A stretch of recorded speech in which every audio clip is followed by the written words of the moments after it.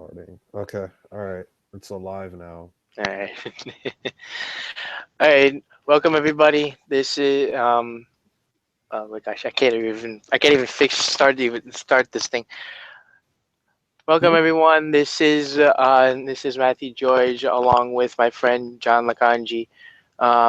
We are this is our first live stream, and today we're going to be analyzing the two NBA conference finals from East and West. Say hello, John. Oh, what's up, guys? I just a little bit of description of ourselves. I'm a senior at Severian High School. Go ahead, Oh, John. and I'm a senior at Fordham Prep. Today we're gonna be start. So for now, we're gonna be starting um, with the conference final from Game One yesterday, between the Cavs and Raptors. So what did you think about yesterday's game? Well, I thought that the Cavs did get off to a slow start. The Raptors scored the first 7 points of the game, and then the Cavs finally woke up from there and they just completely took over, especially in the paint. Like the Raptors gave up way too many points in the paint. They let LeBron go in at will whenever he want. I think all 11 of his made field goals were in the paint, or 10 or 9 or 10 of them were made in the paint. Hmm. So Yeah, they he just didn't. had no resistance. Yeah, and LeBron did go 11 for 13, as we see from the stats from the field. As the high score of the game was actually Kyrie Irving with 27 points, 11 for 17 from the field, and only 1 for 3 from 3 point range. But he did go 4 for 4 from the line, to go along with uh, 2 defensive rebounds and 5 assists, and also 2 steals and two blocks, actually, apparently too. So he was the highest scorer of the game, and also for the Raptors, it was only DeMar DeRozan who only scored 18, went 9 for 17, and did not, and it was only contributed to the team along with Bismack and James Johnson, and those are the only 2 players who actually hit double digits. Oh man. So LeBron James also um, picked up 4 assists and 6 rebounds as well.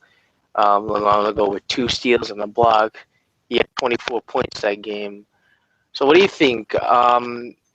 So then, obviously there was a big difference between percentages and how they handled the ball. So what did you think about the cat? Let's go with the Cavs first. So let's see. What did you think about the Cavs as the game went by? Well, again, they got off to a slow start. That's understandable because they had nine days off between Game 4 against the Hawks in the semifinals and Game 1 last night. So it's understandable they'll be a little rusty, but eventually LeBron and Kyrie woke up and they started moving the ball really well. Like throughout the playoffs, the Cavs ball movement has been excellent. Like they make so many threes, and I'm pretty sure most of their threes come off assists. Hmm. Like of course you have LeBron, who's such a good passer. Like he had 6 assists, and they do such a good job of moving the ball and getting wide open shots. It's very tough to stop. Now, do you think that Toronto had a disadvantage because they had to play 7 games in order to advance, in order to play the Cavs? Because remember they went 7 games against Miami, which was a very good series against them since it was 2 against 3. Yeah, I definitely think they were at disadvantage. I mean, because the Raptors have played the maximum 14 games in the playoffs so far. The Cavs have played the minimum 8 games, so they were definitely going to be tired coming to this one. But I thought that that didn't affect them because I mean, again, they scored the first 7 points of the game. So I thought, oh maybe they're not getting tired at all, but that changed very quickly. So I think they were definitely at a disadvantage, and it's Hmm. going to be interesting to see how how they deal with the fatigue for the rest of the series. Now, I thought that the Cavs would be at a little bit of a disadvantage because although they won well, they blew out every single um, the playoff game that they won. They won 4-0 against these previous two teams, but I thought that they would be a little. I mean, obviously they did get off to a slow start in the beginning of the game, but then they just started to turn up once as the game went on. But I thought that um, they only had eight. They only played 8 games, and really didn't. I don't know if they even practiced that much because we're not really. We don't really know that. But what's your take on that? I thought because my position is with that only 8 games. They had a lot of resting time, so I don't know what's your take on that. I mean, they play. I mean, in the Pistons series, I knew that they were gonna sweep the Pistons, but I'm honestly surprised at how close the games were. I think 3 of the 4 games were pretty close games. Hmm. So I'm surprised that that was a close series. But otherwise, I knew that this in the semis against the Hawks, I knew that was going to be a pretty lopsided series, considering how last year they destroyed them in the conference finals, and I had a feeling it was going to be a similar result. Although the Hawks did play well in game one, but then in game two, three, and four, it was basically no contest. Hmm. Okay. Now, their star player Kyle Lowry actually did not do well that game. He only went 4 for 14 from the field and went 0 for 7 from downtown. Uh, That's just crazy. Only picked up 8 points that game, so that's not good, and 4 turnovers, which is not good either. Um, let's see. What else? See this. Go ahead. You can say something if you want. I mean, I'm oh, just oh. basically giving stuff if you Well, want. I mean, I don't know what's wrong with Kyle Lowry in the playoffs the last 3 years now. Like, I know that there's an official stat that right now he's officially the worst shooter in playoff history, but I don't know. Like, I heard that I heard that he's had elbow problems throughout his career, and maybe it's just more emphasized in the playoffs again by fatigue. It's a really long season. It's a grind, and I'm not. I mean, again, I know that the NBA is discussing about shortening the season, and I know that players will be fine with that. So I say that maybe if eventually they shorten the season, maybe this won't be a problem. But I mean, I don't know. I mean, it feels like I mean Lowry had 2 good games against Miami. I mean, I know in game 3 he had 33, and then in game 6 I think he had 35. Didn't he have like 37 or something like that? I think he had It 37 was that it game. was either 35 or 37 points. But I mean, I thought that he picked it up in that Miami series and maybe he was gonna get back on track, but obviously he didn't show it last night. And I know that he played really well against the Cavs when they played each other in the right and during the regular season. In fact, he had a game winner in one of the 3 games they played Hmm. each other in the regular season. So well, I don't know That's what it just is with Lowry in the playoffs. Same thing I with don't know. DeRozan too. Yeah, I mean, DeRozan didn't do too bad, but I think Kyle Lowry should step his game up because obviously being the point guard, you have to establish all the plays and all that stuff because that's just the role of a point guard. I mean, I feel like Lowry's kind of more of a scoring point guard. He looks more for his scoring than Hmm. passing because again, he and DeRozan, they're the superstars. They're the guys Hmm. that are going to be doing most of the scoring. Yeah. But then in the playoffs, when teams are going to focus more on their defense than their offense, I don't think the Raptors have learned how to focus more and rely more on their defense than their offense. Like for example, I think in the regular season, DeRozan and Lowry accounted for I think four combined to score average 44 points a game, and the playoffs so far it's down to I think 30 points a game. So that's minus 14. So they didn't get that from Carroll, Patrick Patterson, well, not Valanciunas, he's out for the playoffs. From Carroll, James Johnson. Johnson, Patterson, Biombo. I mean, Biombo's been a nice surprise for them in the playoffs so far, but he's not a Mhm. scorer. He's a rebounder and a good defender on their team. I So, mean, he did. I mean, he did get double digits. He did get 12 points. He only got 4 rebounds though, so that's kind of surprising there. well, and the what happened was in the third quarter, as the game was getting blown out, they were playing really physical with him. Like Love, LeBron, and Tristan Thompson, they played really physical with him, and they did a good job of boxing him out. So we wouldn't take over in terms of the rebounding. Hmm. Hmm. So, So what do you think? So now, since we talked about most of the analysis of the game, what do you think Toronto really needs to improve on? Because obviously this was just a blowout for them. well, they got what are they gonna do? I mean, they gotta figure. This has been a problem throughout the playoffs. Like especially when they lose games, they gotta figure out how to get Lowry and DeRozan open looks.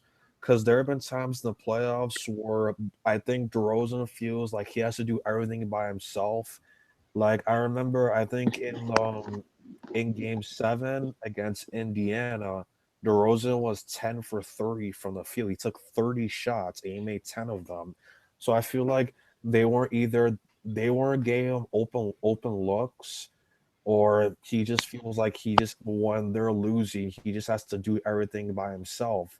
So just do what the Cavs do. Just do a good job of sharing the ball, but slow the game down too. Because again, the Cavs thrive off turnovers, and that's because of LeBron, who gets so many steals. And again, they're such a good passing team. So you don't Hmm. want them to get out in transition because then they're deadly where they can get a lot of dunks or a lot of threes. And you have to keep them out of the paint at the same time. Like you gotta be physical with LeBron. LeBron doesn't like it when people get physical with him. He's always looking for calls. So you gotta figure out how to be physical with them. Hmm. And then also in the crashing the boards, they just crashed the boards. The Cleveland just crashed the boards like crazy on game one. They had 45 rebounds compared to only 23 for Toronto. Oh, that's not good at all. Yeah, yeah. But in That's, terms of the rebound, then I guess they got Biombo's got to do a good job of establishing himself and a rebound, and everyone's got to learn to crash the boards too. Like just be one or two guys like Biombo, and even Biombo's got to step up too. Now that Valanciunas is hurt for them, they have to because now that Valanciunas is hurt for them, Dwayne Casey's forced to run a lot of smaller lineups out there where I think there were times where Patrick Patterson had to play center hmm. or Biombo's Hmm. had to play center. I mean, Hmm. Biombo's don't get me wrong, Biombo's a big guy, but he's more of a power forward than a center. So, Hmm. and I don't know if he's gonna survive when against Kevin Love and Tristan Thompson in the lineup together because they're Yeah. both two pretty big guys. So. Hmm. Especially in those two positions because those two positions rely on post game play and also physical play as well. Yeah, Because obviously Biyombo's those. a post up guy, so I mean, at least Kevin and Tristan Thompson, Kevin Love, that's their game, and then you have Kevin Love who can shoot too. So Hmm. Hmm. he's a really versatile guy. So on to the Cavs. How can they keep up this kind of play since they dominated this first game? I say that they just gotta stay hungry. I mean, do what got you past the first game. I mean, you did a good job on the boards.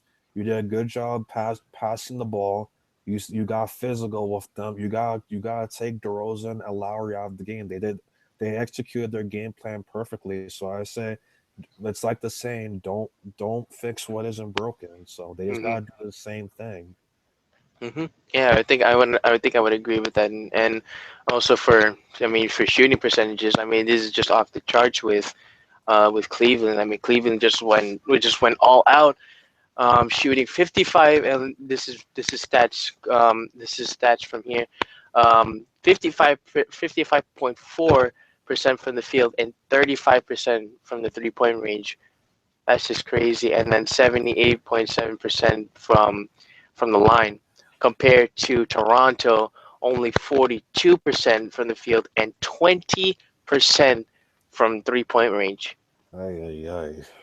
That's just terrible. And obviously, because most of that is because of Kyle Lowry not taking good amount of taking the 7 amount of 3-pointers and not making any. Oh, they were 5 for 24. Mhm. Oh, and the Cavs were 7 for 20. Mhm. Oh, And well, I mean, honestly, I think that's another thing they got focused on. They gotta make their threes because the Cavs are a good 3-point shooting team. yeah, you have great shooters like Kyrie Irving, J.R. Smith, Kevin Love, and LeBron James. And look at that. That's already your starting. That's just starting 4 out of 5 players that they could shoot the ball. And then you got Dellavedova, Chaney Frye, Mo Williams, Iman Shumpert. You got great shooters that are on the team. So you really got to step up. So they Yeah, really have to step up, and so Toronto has to step up to order to make it close, or at least take another game. I Now, mean, what is your prediction? Now, what is your prediction in terms of how far these teams will go in order to advance to the finals? I mean, I think the Cavs will win this series. To be honest, I have it going 6 games because even though game one was a blowout, and yes, the Raptors have played the maximum 14 games. I mean, they are the two seed in the East, so I'm giving them the benefit of the doubt. I Hmm. think I think they'll tie. I think they will tie up the series tomorrow night. Or if they don't tie up the series, I mean, they've played pretty well on their home court of the playoffs. I wouldn't be surprised if they won game three and game four. Yeah, because what Cleveland has home court advantage right now, right? Yeah, and the Cavs So are very good at home. yeah, so that's what I'm saying. I mean, I would think that too. I would think they would at least go Um, 5 games, 5 to 6 games, I would think, because the Cavs. I mean, how good were the Cavs on the road? I mean, I don't think they were. I don't think they were that like. Uh, I will check right now. I mean, they were good on the road this year. I will check right now. I mean, if the Raptors weren't the 2 seed, I'd say the Cavs would either win in five or even it'd be a sweep. Because again, they played the maximum 14 games, but they were the 2 seed in the East. They won the regular season series 2-1. So I'm giving them the benefit of the doubt, but I still think the Cavs will win this series and go to the NBA Finals. So Again, yeah, for 2 straight years. So and we'll for see what LeBron, happens. it'll be his 6th year in a row, which Yeah, is that's something I'm just pretty sure that's unbelievable. unheard of. Yeah. I wonder if he's the only person to ever do that. Hmm. No, it wasn't Michael Jordan. Didn't remember. Oh no, not for 6 straight though. Hmm. No, but Maybe. when Jordan was Jordan never lost an NBA Finals. So Yeah, that's true. Yeah, yeah, that's the. yeah, he's 6 for 6. Hmm. Okay, the Cavs on the road this year were. Oh, 1 second. Uh, no, I want regular season.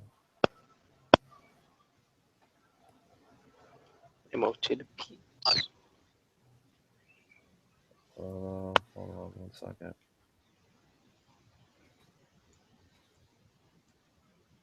Oh, let me just go on NBA.com and check.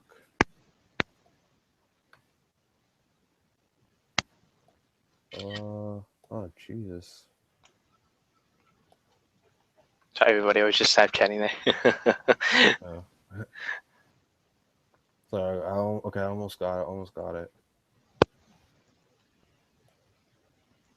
Okay, the Cavs on the road this year were 24-17. Yeah, so then that's 24 and 17. So that's 7 games over 500. All right, so that's not bad. Um, I mean, obviously you're gonna have obviously in general road games for any team is always difficult because you got the crowd that's going against you. That's why in the NBA the rule of thumb for if you're on the road is just get a split. That's all Hmm. you need. Hmm. Even if you're the team with home court advantage, your mindset is okay. Let's at least split game 3 and game 4. Hmm. Yeah, so you want to? What do you think? So you think the Cavs are going to take the first two, and then and then Toronto will take the second two because they're in second in the next two Yeah, because they have that they're at home the third and fourth game. yeah. I think either the Raptors come out with passion, the fire and desire that they want to go to the NBA Finals, especially after such an embarrassing loss. Either they come out either they come out with that anger, or the Cavs will win again. But I wouldn't be surprised if the Raptors win game 3 and game 4 in Toronto, especially in front of that passionate Canadian crowd. Yeah, yeah. Would it be surprising if Toronto actually did make the finals? I mean, how long has it been since Toronto has actually made the finals? I mean, They've that's never just they've never made it. I I think don't think so. yeah, no. I actually disregard that. I actually just realized that they never won a conference final. I just realized that as well. Yeah, because they're a pretty new franchise. So Hmm. like I think they became the Raptors in the late '90s, early 2000s. So they're Yeah, they're they're a pretty new franchise. So that's why. yeah, So and that's when most of the star players were obviously Vince Carter and Tracy McGrady. Vince Carter and Tracy McGrady, and for the Cavs, I mean, we all know the city of Cleveland has their professional sports teams, how they've been for the Hmm. past 50 years. Yeah. Like I Especially in think, the baseball team. The baseball team hasn't really made any progress at all. I mean, they did have stepped up in the past few years, but they haven't made it as far as making it to the playoffs.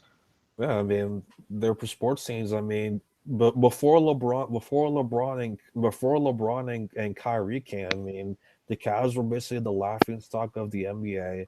Hmm. And in football, the Browns are the laughing stock of the NFL right now. And Hmm. in baseball, I mean, the Indians they've been respectable the past few years. I mean, they made the playoffs in 2012, 2013. Something like that. I'm pretty sure that because I'm pretty sure they were like battling the Yankees to get that spot. I know they ended up hosting the wild card game to Tampa Bay and they lost. Yeah. Hmm. Yeah, I actually do remember that.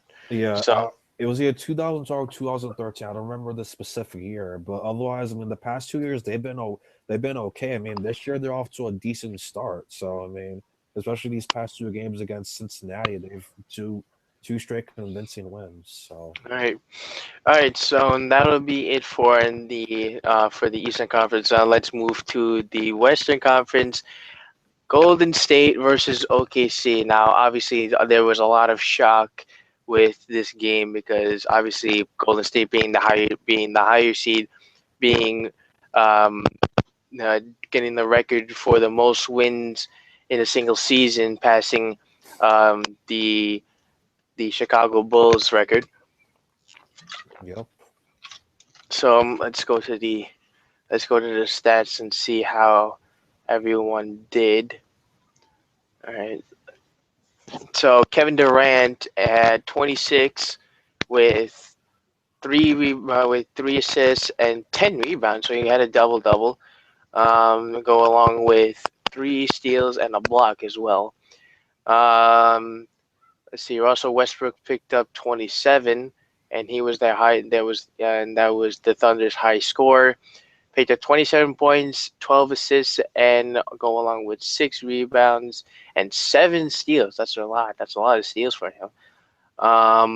Serge Ibaka had 11 points with 11 rebounds. Steven Adams had 16. That's a pretty good. That's a really good stat. He had um, 11. He had 16 points and 12 rebounds. And also Dion Waiters also had 10 points as well.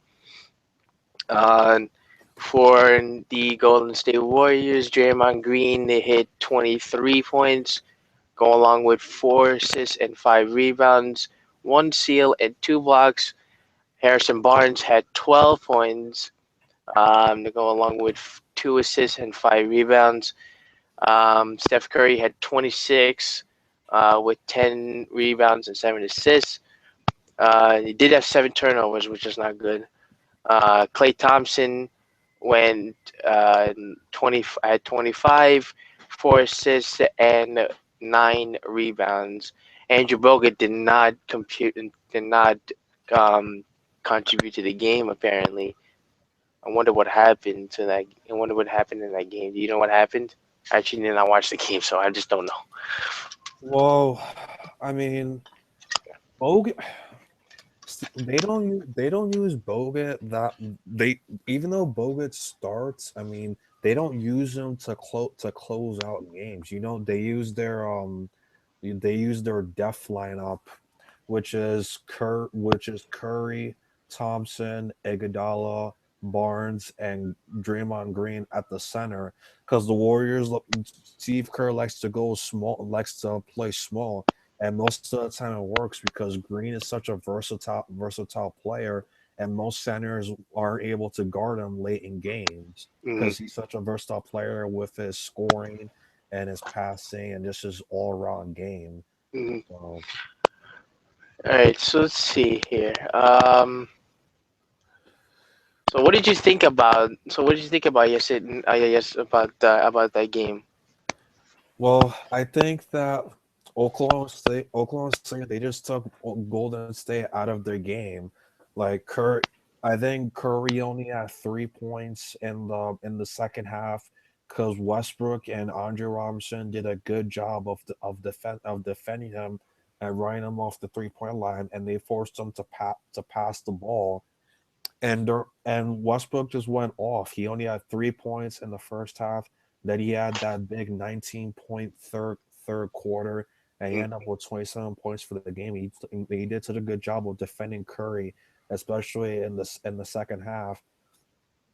And they just made and the way to beat the Warriors is make everyone besides Curry beat you. That's exactly what Oklahoma City did. They made Draymond Green make tough shots, and they made Thompson make tough shots. I mean, I know Thompson had that big second quarter where the Thunder were laying run all over the place, and the second half Billy Donovan did a good job of making defensive adjustments.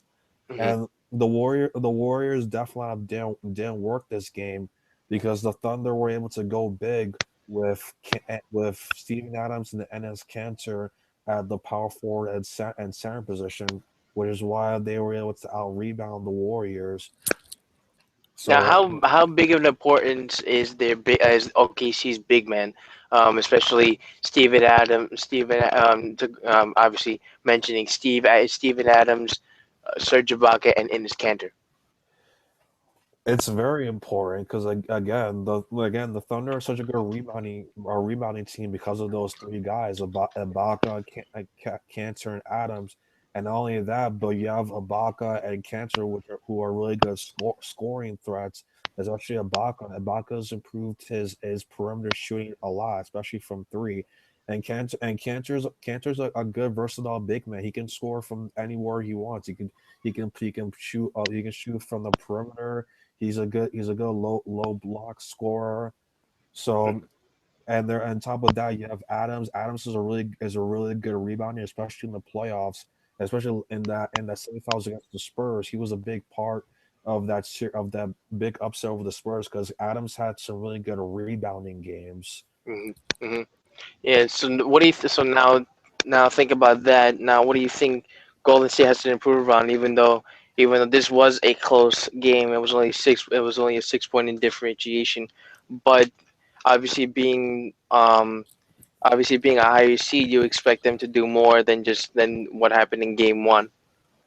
I think they're definitely gonna make the adjustments. I mean, they didn't win 73 games for a reason. In fact, this season they won every game after they lost the game. They were 9-0. So I expect them to make the adjustments. Steve Kerr is a very good coach. But I think the adjustments they have to make is they have to go big along with Oklahoma City or try to go big.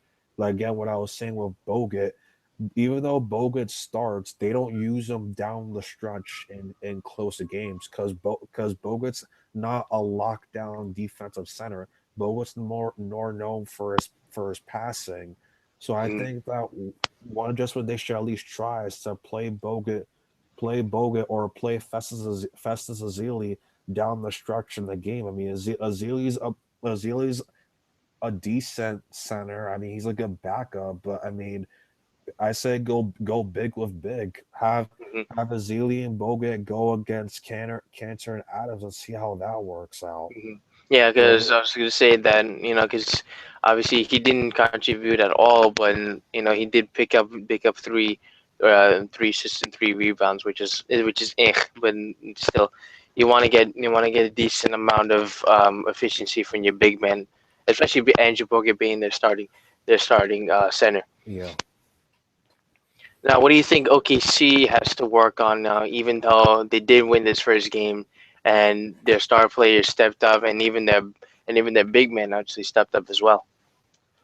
Durant and Westbrook have to shoot the ball better. Like again, Westbrook only had 3 points in the first half. I mean, yes, he did have that big 19-point third quarter, but then in the fourth quarter, I think Westbrook and Durant only combined to go 1 2 for 10 from the field. Like I think there was a stretch where Durant missed 7 consecutive shots, and I think the only shot he made in the fourth quarter was that big pull up shot at the top of the key at the free throw line to put them up five with 30 seconds left. And Westbrook took some very ill advised shots as well. They were they were lucky to even win the game because again the Thunder got the best of another controversial call that the NBA admits that the referees blew.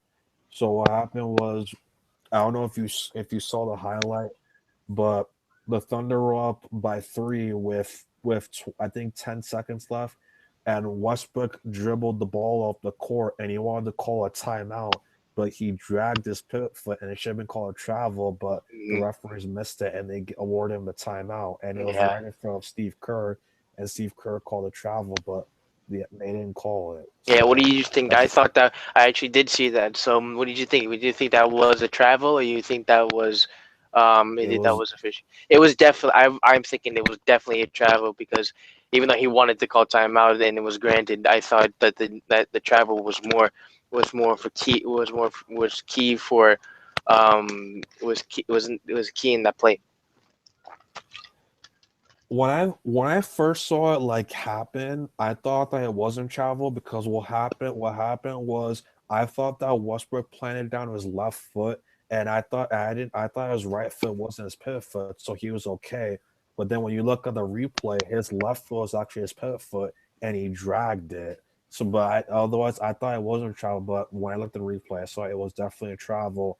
The only thing I could think of is that the referees probably thought the same thing I did, that his left foot was probably his pivot foot, and that's why it wasn't a travel, but it was, and that was a very big call that cost the Warriors the game, Hmm.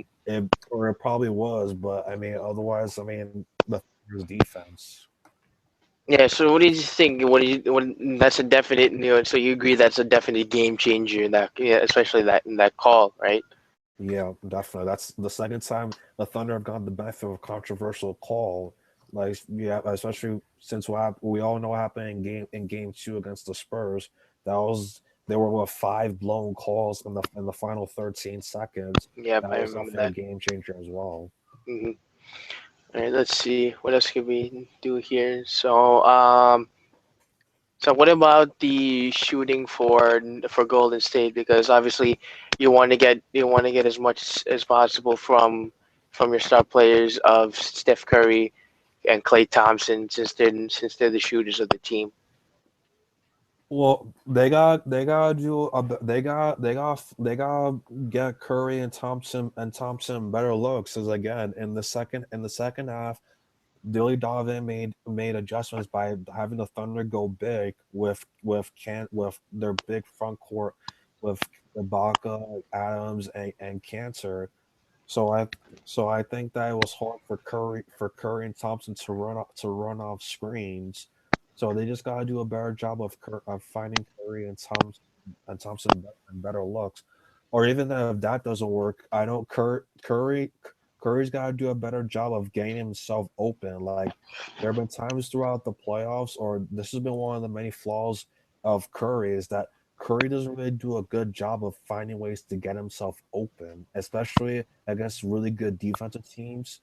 Like when they played the Spurs in the regular season, I remember I think it was the first game they played in San Antonio when the Spurs won like 80 to 70 something, where they had Patty Mills on Curry, and Patty Mills did a really good job of sticking to Curry like glue. It was very hard for Curry to find himself open and running off screen. So Curry's got to do a better job of that as well. So you think he should just get himself? Well, I was gonna say like get more perimeter shots because he did shoot 6 for 14 from downtown. So he did take a lot of 3 pointers. Do you think he should stick to the field or go or I mean, well, actually, I should say, I should ask that he should um, go mix it up, um, go in towards field goal range and do both, or stick to outside. I mean, honestly, I say you should mix it up. Like this has been always been one of my problems with Curry is that he takes way too many threes. I mean, okay, I know that. Okay, we all know that Curry is probably the best player in the NBA this season, and probably when he retires, he's probably going to be one of the best shooters in NBA history. But he takes a lot of shots to get his points. Like, again, 6 for 14 he took 14 threes.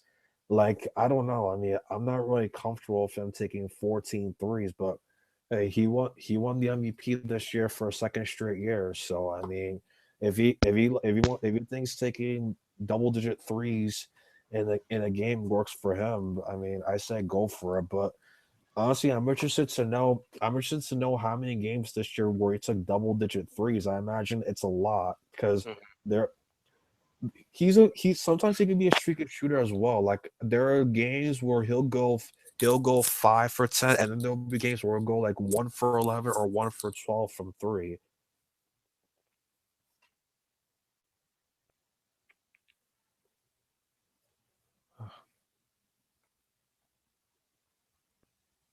Let me see if I can find that even.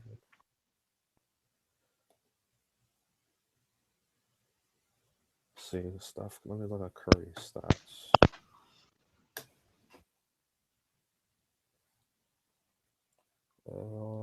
Where is it?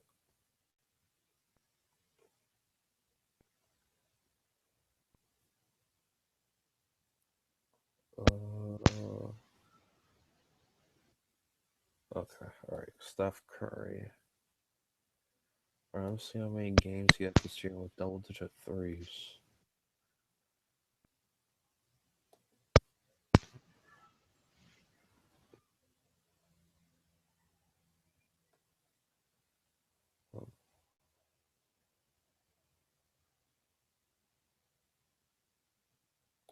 Um, Oh wow, Curry's making $11 million this season. I just didn't realize that.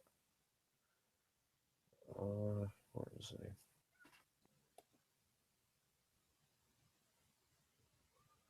Okay, regular season game logs.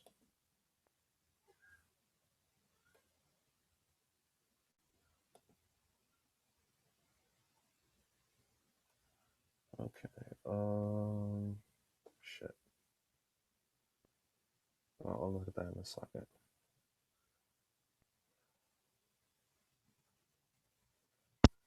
Let's see. Okay, he was 9 for 22 from the field. I think something's up with my. Okay, all right. So, okay, how many games did he take? Okay, 1, 2, 3, 4, 5, 6, 7, 8, 9, 10, 11, 12, 13, 14, 15, 16, 17, 18, 19, 20, 21, 22, 23, 24, 25, 26, 27, 28, 29, 30, 31, 32, 33, 34. Oh god, 35, 36, 37, 38, 39, 40, 41, 42, 43, 44, 45, 46, 47, 48, 49, 50, 51, 52, 53. Yeah. So 53 of the 79 games he played this year, he took double digit threes. 53.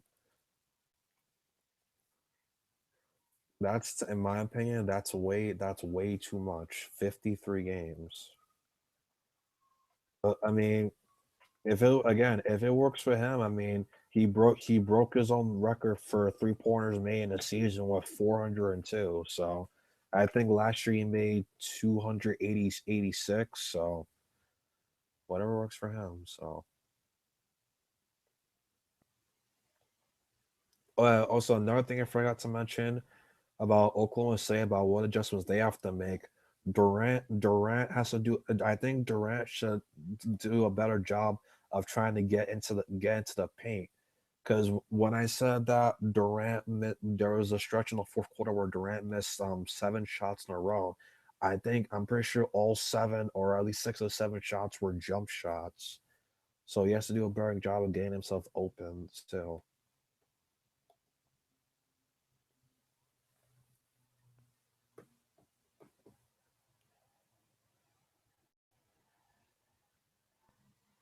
Wait, I don't think I can't hear you.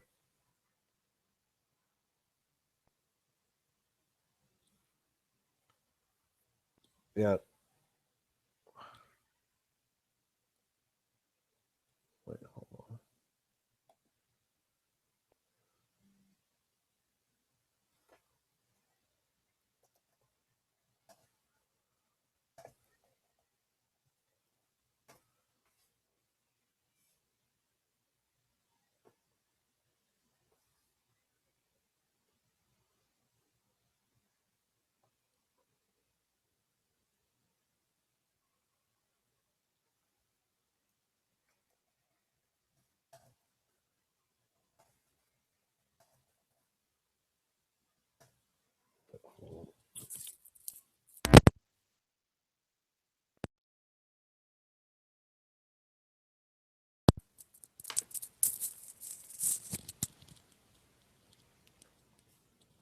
Wait, I can't. Yeah, I still can't hear you.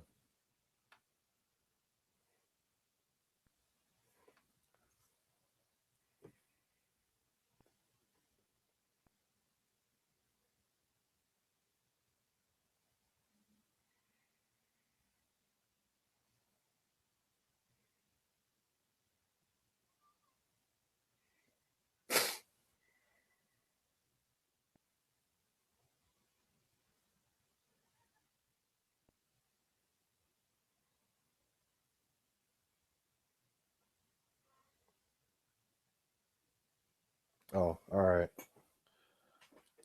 So, let's see. Improvements that the Warriors need to make. Well, I think their bench could have done better. Like, let me see how their bench guys did.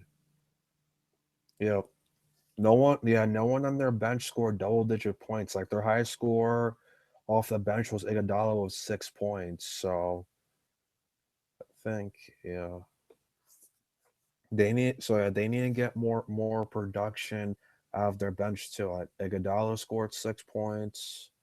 See, Sean Livingston had 4 points.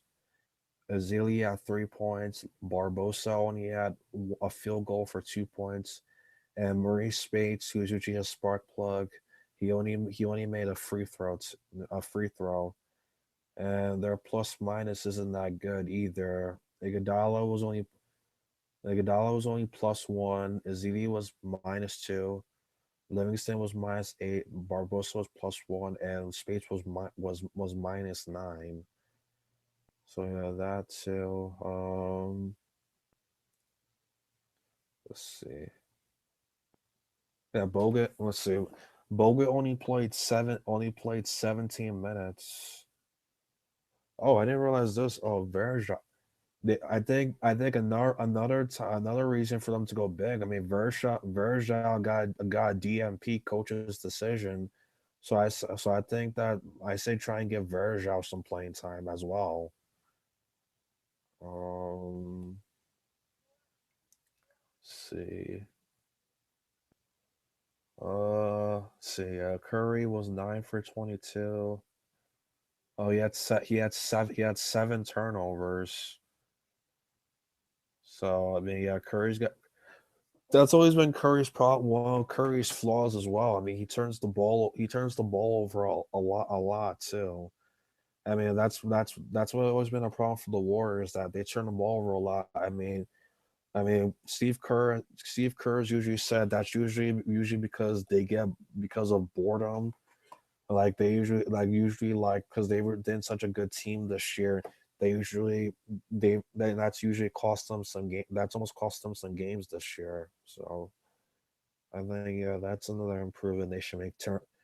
Keep keep the ball. Don't turn the ball over.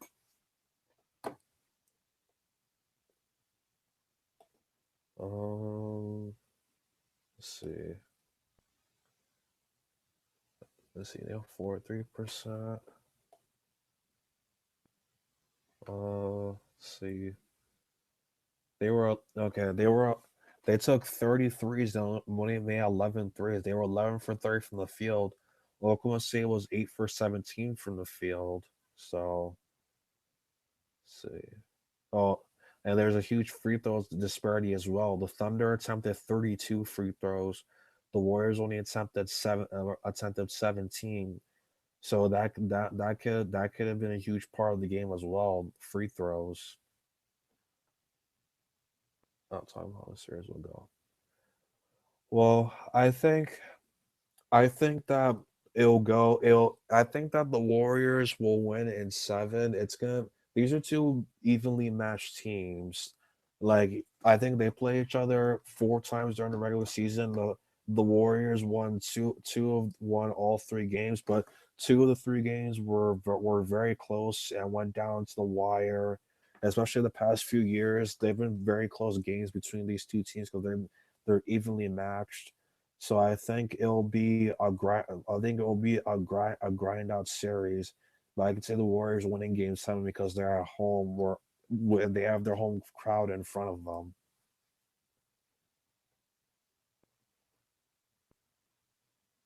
Yes, I still can't hear you.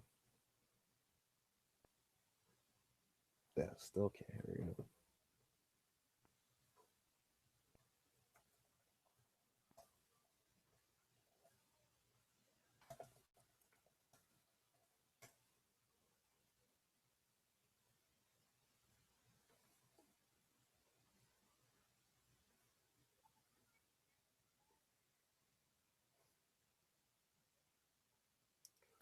Oh, let's see, anything else for the series about how it'll go?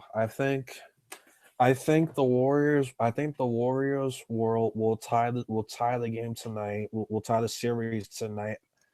Again, they've won every game this year after a loss.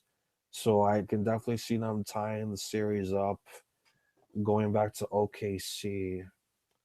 And in terms of an OKC, I think in OKC I can see them playing two games there. So, and then it'll be 2-2. I can see the Warriors winning game 5 and then maybe the Thunder winning game 6. Or if not, then I can see if not, then maybe the Warriors will tie up the series tonight, and then maybe the Thunder will win game 3, and then the Warriors will probably win 3 in a row, especially what happened last year. Since last year when they played in their last two series of the season against Memphis in the conference finals or the semifinals, they were down 2-1 to Memphis, and they won game 4, 5, and 6, and then and obviously in the NBA finals against the Cavs, they were down 2-1. They were down 2-1 in that series, and then Steve Kerr made the adjustment of starting Andre Iguodala, and they won game 4, 5, and 6. And Iguodala ended up winning NBA Finals MVP. So,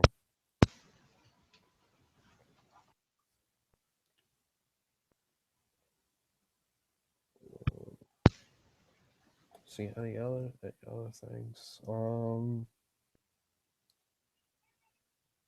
man, the Warriors also had more turnovers, so yeah, they had 14 turnovers, and the Thunder only had 11 turnovers. Let's see.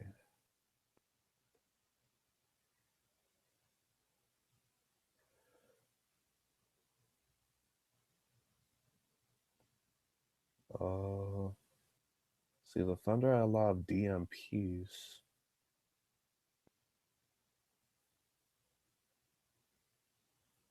Um,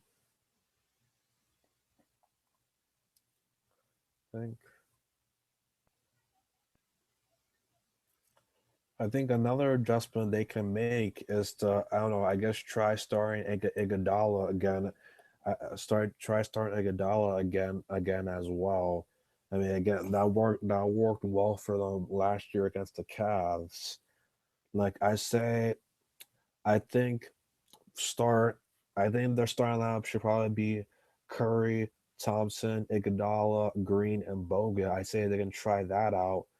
And again, in terms of going big, I say try to put Bogut and Azili, or put Bogut and Verja in the game in for most of the game, and see if that works out.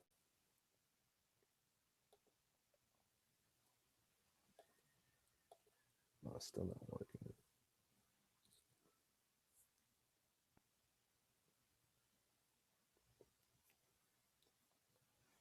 Oh.